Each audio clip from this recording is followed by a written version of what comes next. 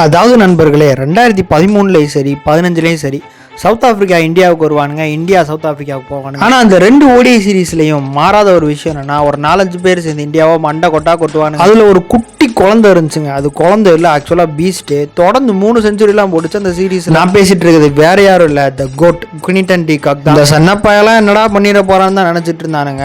போட்டு 2013லேருந்து கொளுத்த ஆரம்பிச்சா. 2023 வேர்ல்ட் கப்ல தான் ரிட்டையர் ஆனா. எப்படி ரிட்டையர் ஆனா? கொளுத்துட்டு தான் ரிட்டையர் ஆனா. அதாவது நண்பர்களே, சின்ன வயசுலேருந்து கிரிக்கெட் ஆடுறான், வெறித்தனமாக ஆடுறான். கிரேம் ஸ்மித் எல்லாரும் பார்க்குறானுங்க, சரி உன்னை தூக்கி உள்ள போலான்னு போடுறானுங்க. போட்டா 3 ஃபார்மேட்லையும் வெறித்தனமா ஆடுறான். இவனுக்குலாம் இப்போ வரையும் சவுத் ஆப்பிரிக்கால ரீப்ளேஸ்மெண்ட் கிடையாதுங்க. மனுஷன் லீக் கிரிக்கெட் ஆகணுன்றதுக்காண்டி ரிட்டையர் ஆயிட்டாப்ல இன்டர்நேஷனல் கிரிக்கெட்ல இருந்து. இந்த ஐபிஎல் கிட்ஸுக்குலாம் இவரோட வேல்யூ தெரியாது. அதுவும் இந்த லாக்டவுன் ஐபிஎல் கிட்ஸ் இருக்காங்க பாருங்க, அவங்களுக்குலாம் சுத்தமா தெரியாது.